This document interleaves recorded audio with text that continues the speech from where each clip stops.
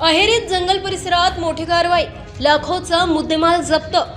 Aheri police Thane यांच्या हद्दीत मोजा इंद्राराम जंगल परिसरात पोलिसांनी मोठी कारवाई करत लाखो रुपयाचा मुद्देमाल जप्त केला आहे।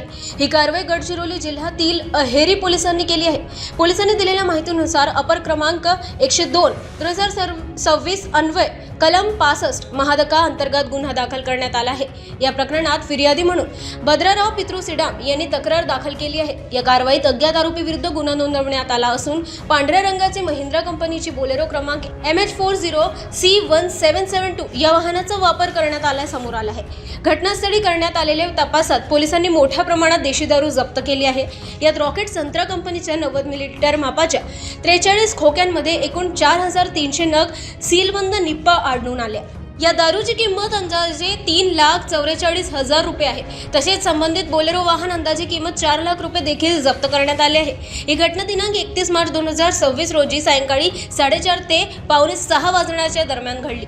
पुढील तपास अहेरी पोलीस करीत आहे। या कारवाईमुळे अवैध दारू विक्रीवर मोठा आळा बसणार असल्याचे पोलिसांकडून सांगण्यात आले आहे।